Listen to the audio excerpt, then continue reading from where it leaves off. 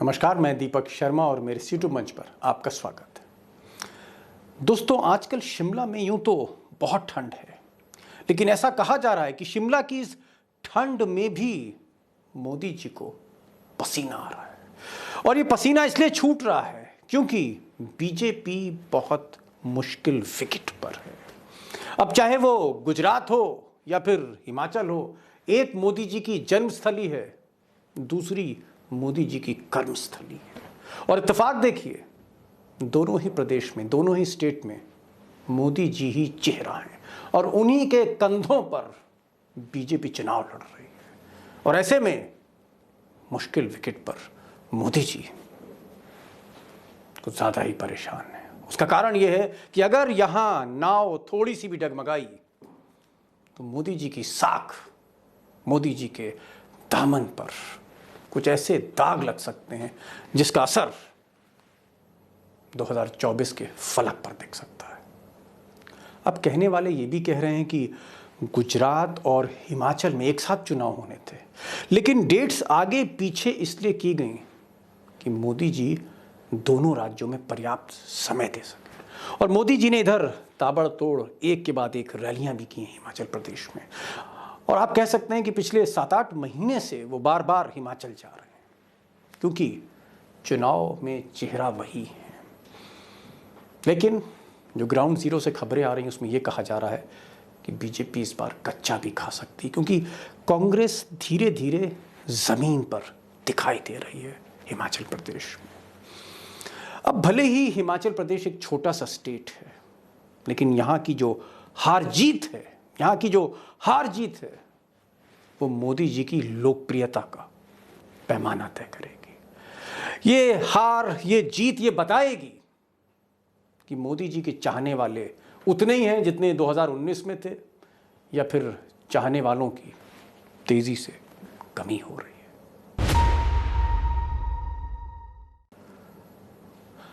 अब दोस्तों, हिमाचल को समझना इसलिए जरूरी है क्योंकि हिमाचल का जो नतीजा आएगा वो ये तय करेगा कि वाकई मोदी जी की शोहरत, मोदी जी की साख अभी भी बरकरार है, या मोदी जी कहीं ना कहीं उनका जो जादू है वो अब बेसर होने लगा हिंदी पट्टी में।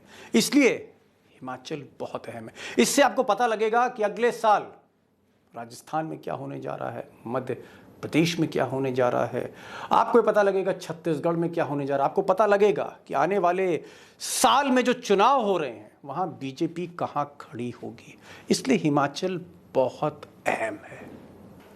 और ये वीडियो इसलिए आपको देखना जरूरी है क्योंकि गोदी मीडिया के चैनल लगातार कह रहे हैं कि हिमाचल जीत चुकी है बीजेपी, हिमाचल में मोदी जी का परचम लहरा चुका है। अभी वोटिंग भी नहीं हुई है, अभी नतीजे भी नहीं आए, लेकिन परचम लहरा दिया है गोदी मीडिया ने हिमाचल में मोदी जी का।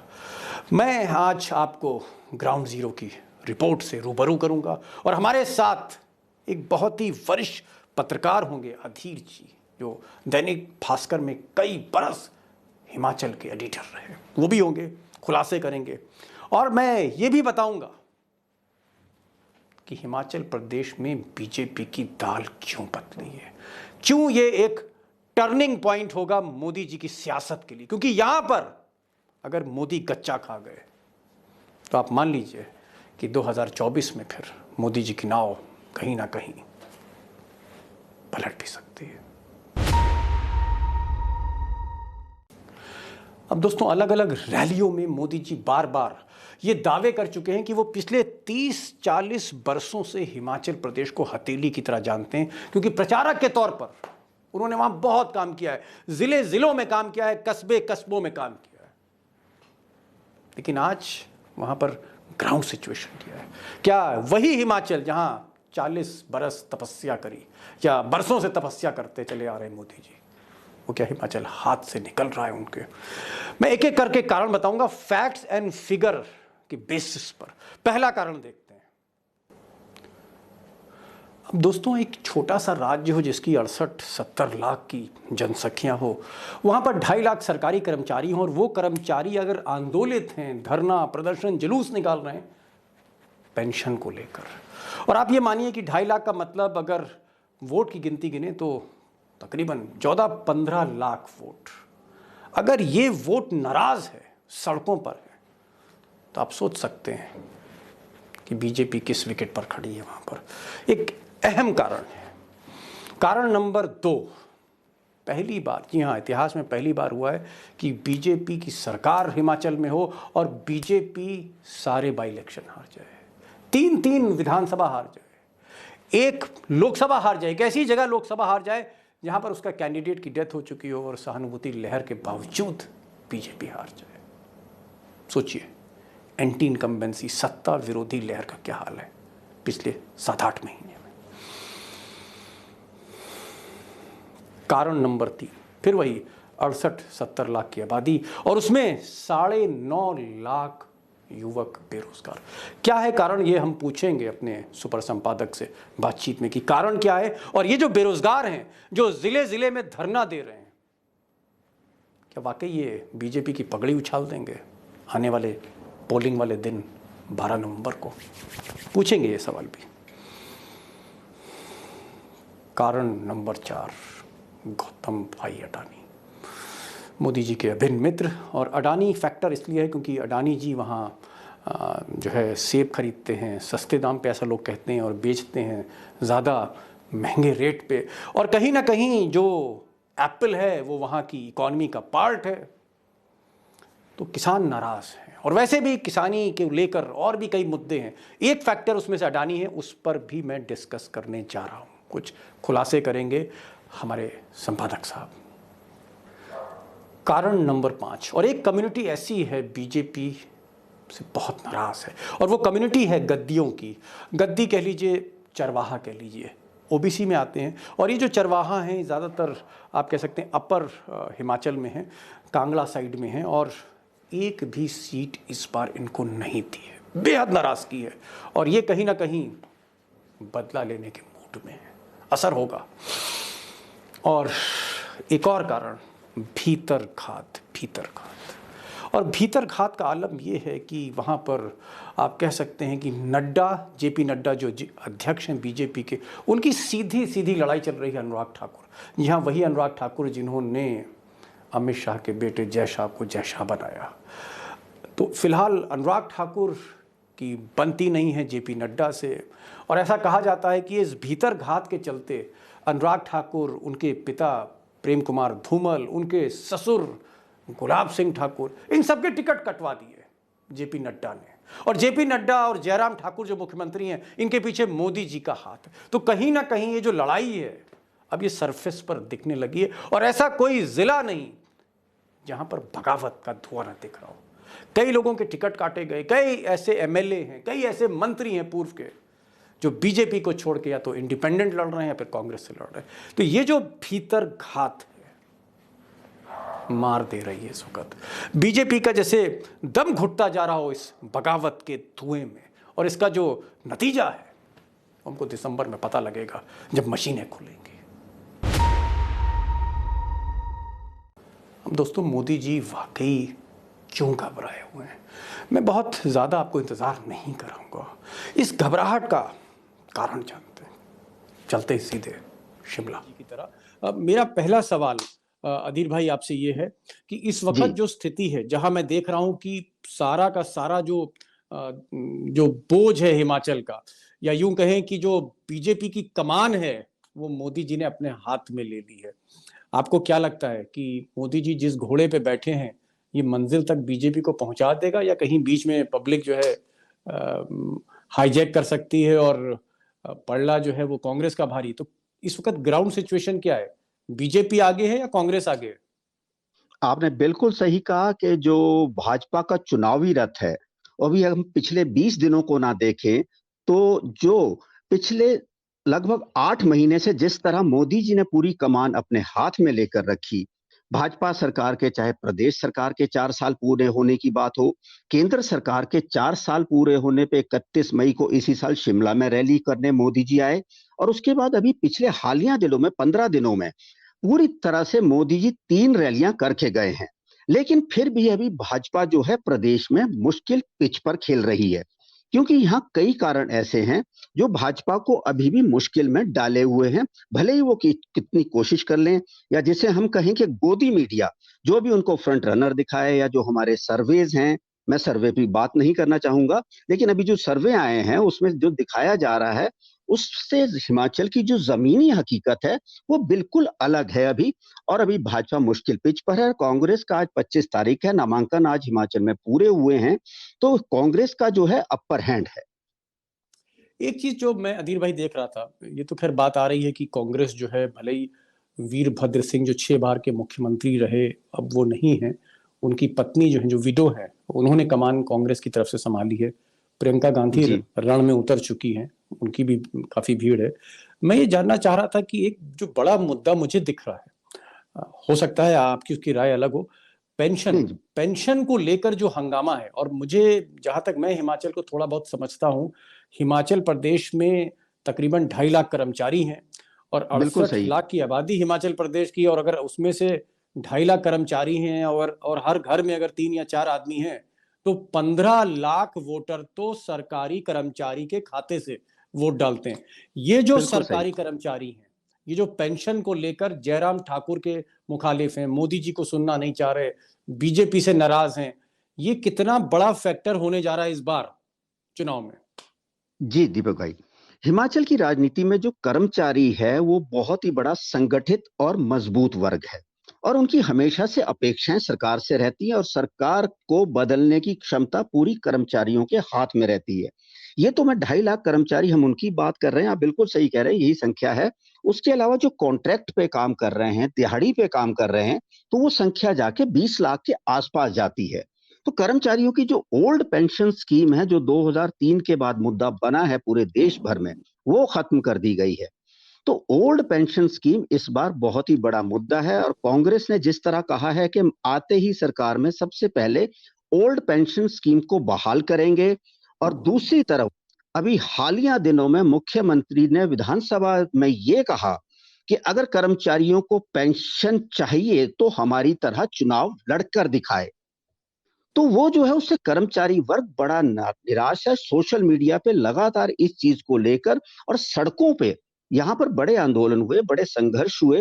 हिमाचल एक छोटी स्टेट है, मीडिया की ध्यान यहाँ नहीं पड़ पाता, लेकिन यहाँ एक ओल्ड पेंशन स्कीम को कर्मचारी पिछले 1.5 साल से तो लगातार संघर्ष कर रहे हैं कि ये सरकार उन्हें इस ओल्ड पेंशन स्कीम को लेकर कोई तो आश्वासन अगर बहाल नहीं करती तो देकर तो जाती, जी लेकिन जी। वो चीज भाजपा की तरफ से नहीं आई।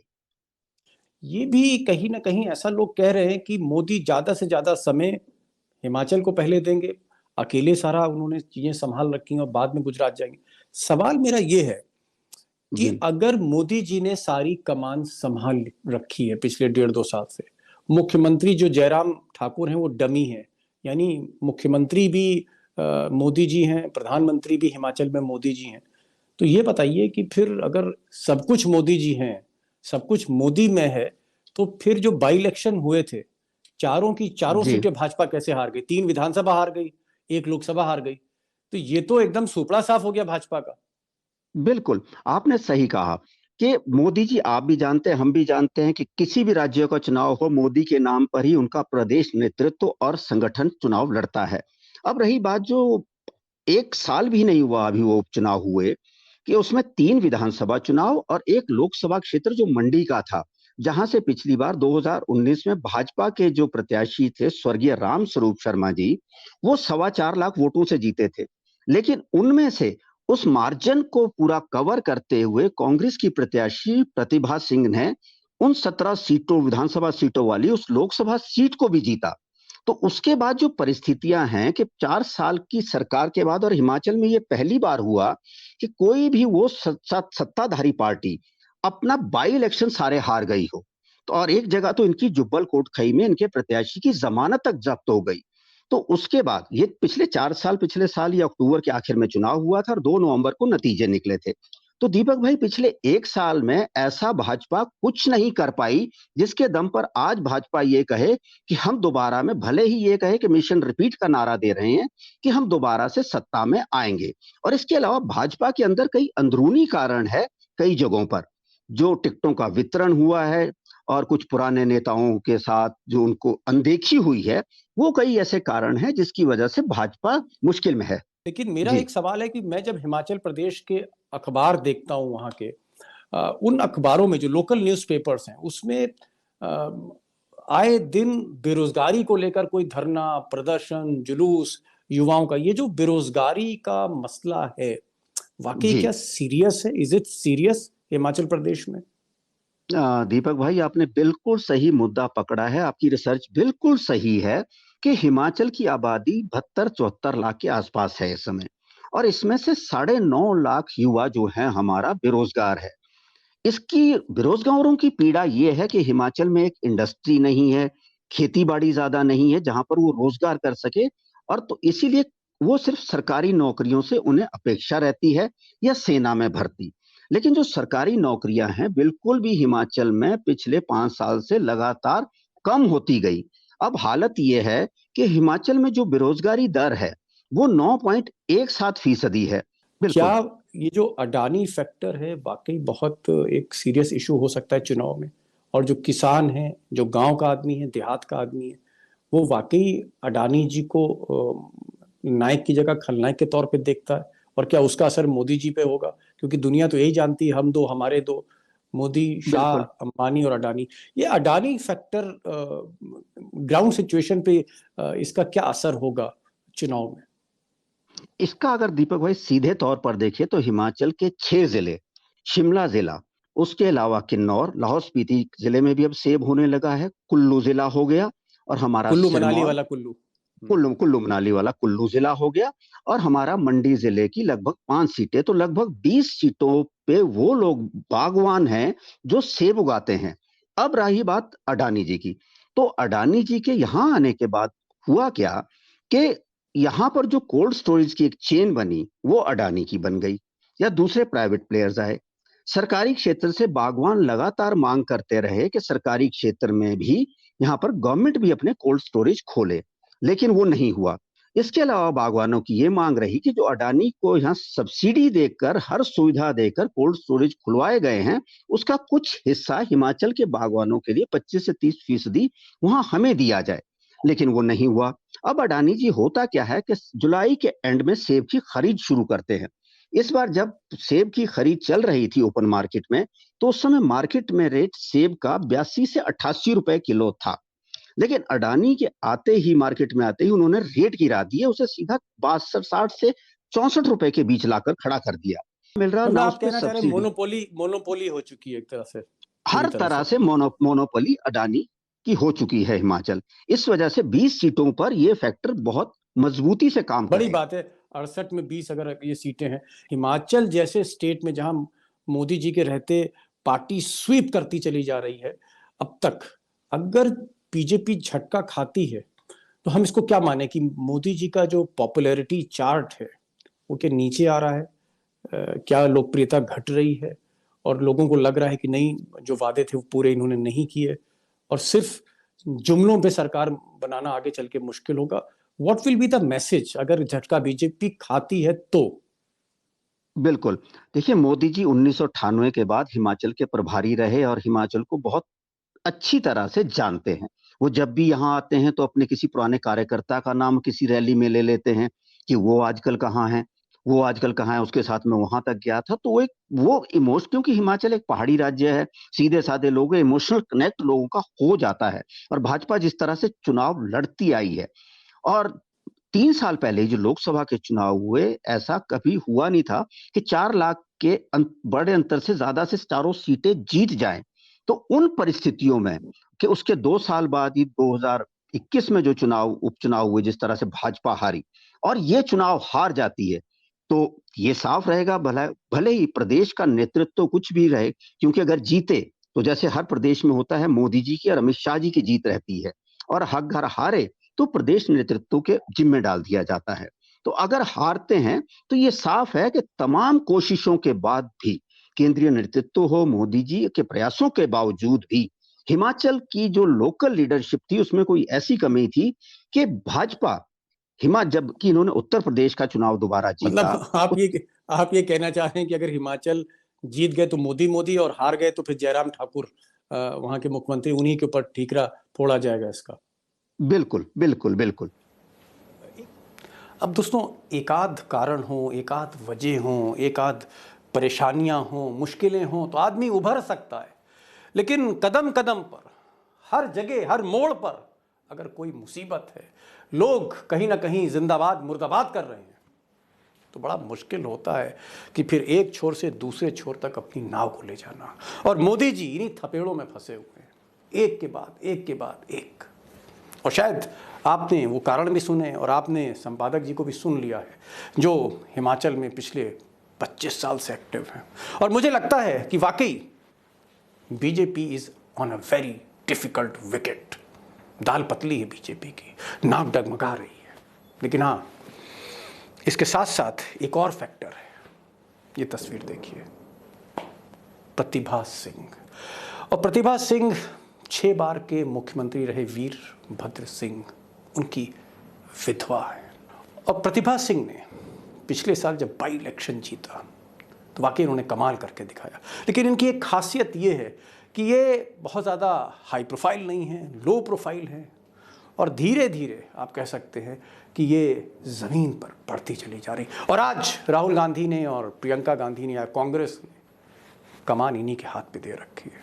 कहीं ना कहीं विडो फैक्टर भी है, सिंपैथी फैक्टर भी है, वीरभद्र फैक्टर भी है। जो सबसे कद्दावर नेता आज की तारीख में अगर कोई हैं, अगर हम पूरा इतिहास खंगाल के देखें पिछले 60-70 साल का, तो वीरभद्र सिंह का नाम मिलेगा। उन्हीं की ये विधवा है।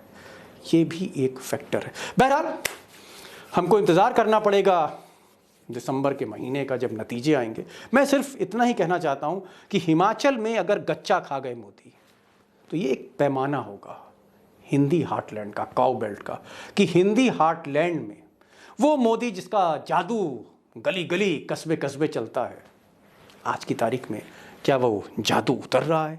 क्या वो जादू बेअसर है? कहीं ना कहीं एक आपको जो नतीजा है हिमाचल का, ये पैमाना तय करेगा। मोदी का जादू चल रहा है या मोदी अब बेअसर होते चले जा रहे हैं। अब चुनाव की तारीखें भले ही आगे पीछे खिसका दी गई हूँ, लेकिन हमें ऐसा उम्मीद है कि गुजरात और हिमाचल के नतीजे एक ही दिन आएंगे। और जिस दिन नतीजे आएंगे उस दिन हमें ये पता लगेगा कि 2023 में जिन राज्यों में चुनाव होने जा रहे हैं, वहाँ पर बीजेपी कितने पानी में खड़ी है, ये हमें पता लगेगा। इसलिए मैं आने वाले दिनों में गुजरात और हिमाचल दोनों का आपको अपडेट देता रहूँगा।